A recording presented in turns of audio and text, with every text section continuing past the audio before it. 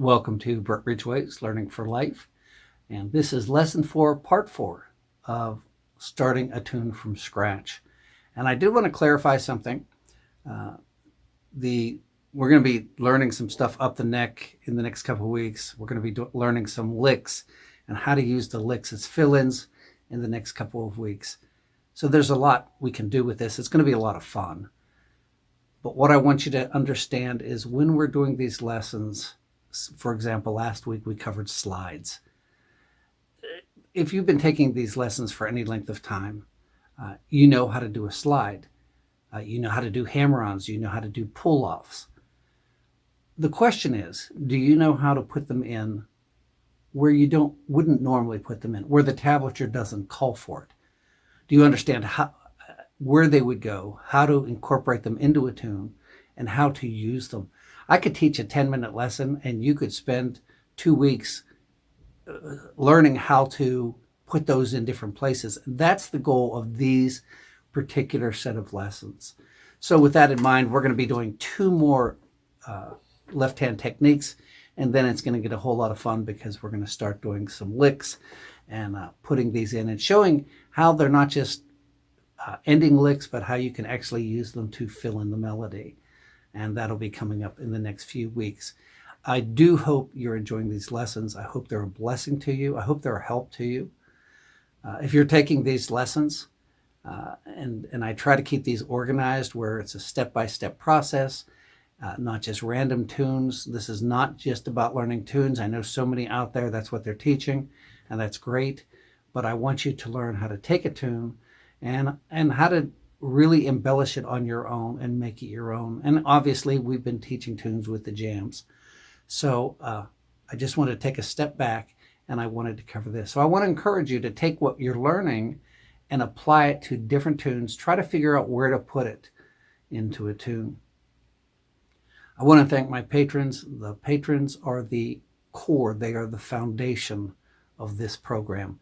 If you're learning from these lessons, if you're taking these lessons, it's because somebody is giving of their own to help support this program. I've actually had people who don't play any instruments believe in what I'm trying to do and have actually supported me as a patron. And they're not getting any benefits from this whatsoever other than the fact that they're supporting a good cause, something where people can learn and they can have a 24/7 library. So thank you, patrons. And again, if you're taking these lessons, consuming them, learning from them, I would ask that you would consider becoming a patron. You give whatever amount you want to give, and there are benefits, obviously, to that. You can check that out on the links that I provide underneath in the video descriptions.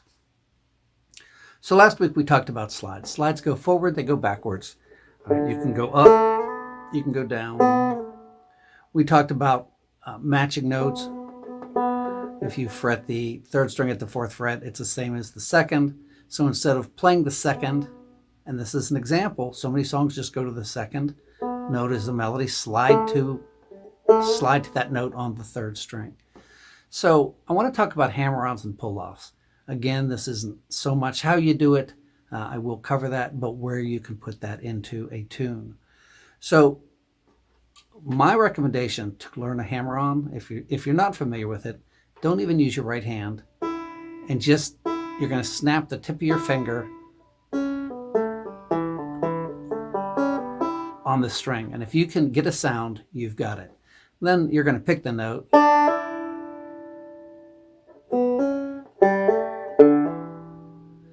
You can also go from a lower note fretted, say 2 to 3. By the way, Foggy Mountain Breakdown. That's a bunch of hammer-ons right there. So anytime you go from a lower note to a higher note on the same string, you can do a hammer-on. So we're doing Boy Them Cabbages. Here's our first note that we could actually hammer onto.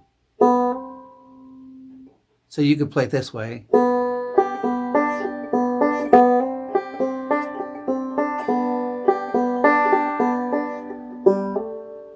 right here, you're actually going down, but you can hammer on to it by going below the note and leading up to it.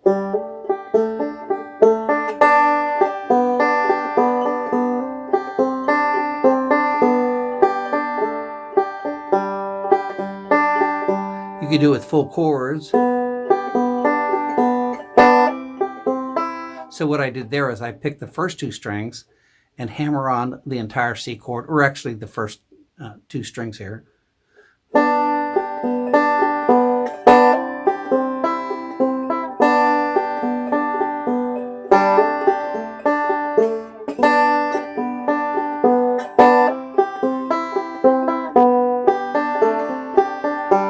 can just do one note and still do the full chord.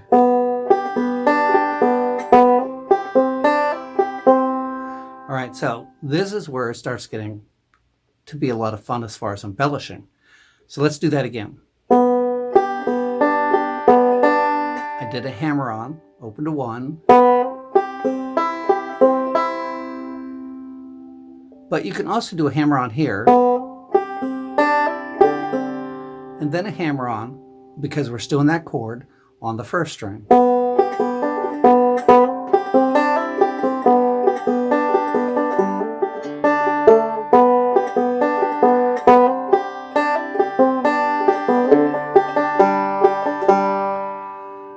And right there you can see how that really fancifies it up, really helps embellish it.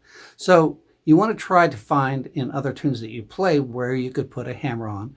And again, you can hammer on separately.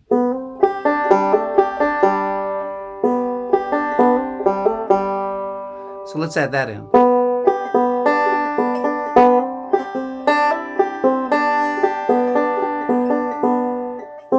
Let's see.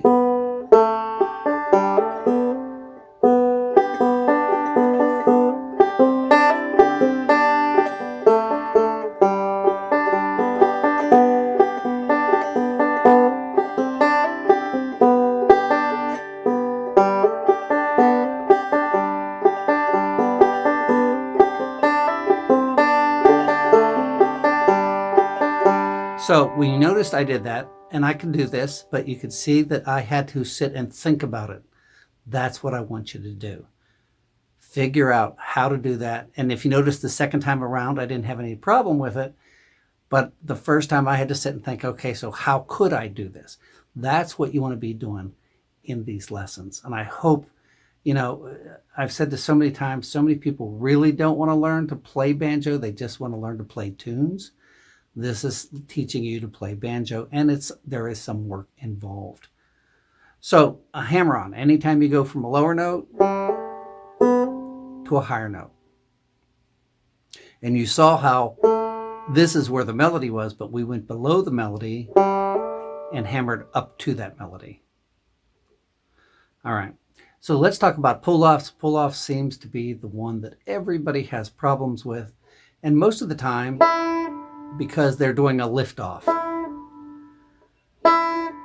In other words, and I'll do the same thing, this is not a pull-off. What you want to do is put your finger down on the string. You don't have to push real hard. It has to be down in enough that you're going to get a sound. What you're going to do is pull your finger down this direction until the string snaps out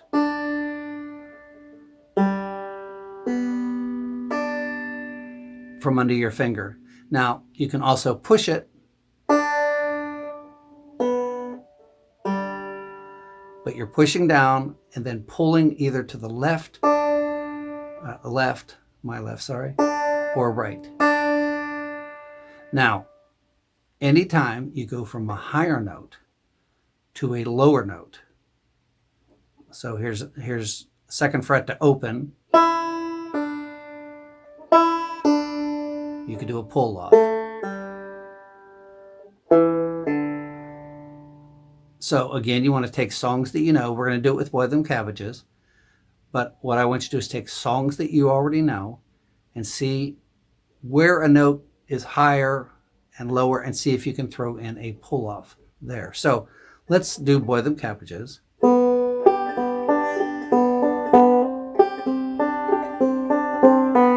Right there I did a pull-off.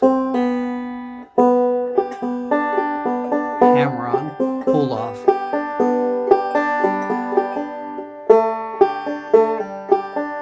I did a pull-off there.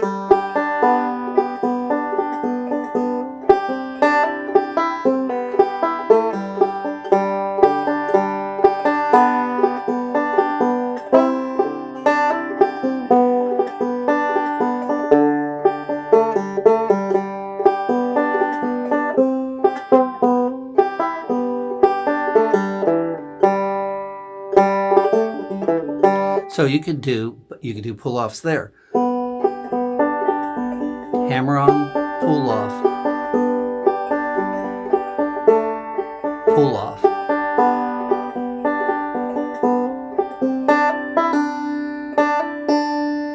Okay, so there, just again, I'm just playing with it.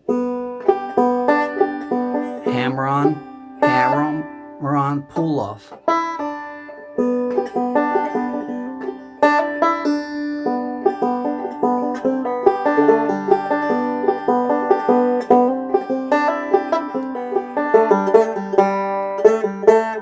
So there you could do a pull off, play the note again, then open.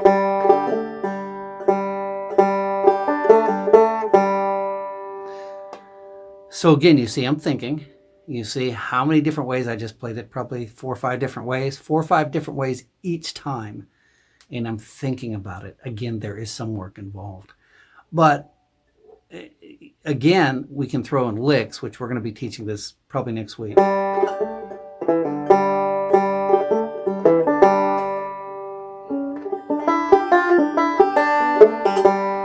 Using all these hammer-ons and pull-offs. So I hope you take the time to apply this lesson, to learn this lesson, not on how to do hammer-ons, not on how to do pull-offs, but how to incorporate them into the tune.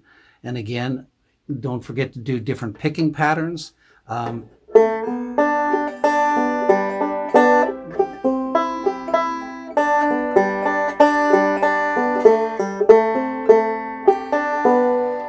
So you want to go through all your picking patterns. This is a lot of work. You want to go through your slides, your hammer-ons, your pull-offs, try to put them together, get very comfortable with it. I do hope these lessons are a help and a blessing to you. I hope that you're learning from them. And I just hope that this is a help to you. And again, thank you, patrons, and to anyone who might consider becoming a patron. We will see you next week on your next lesson.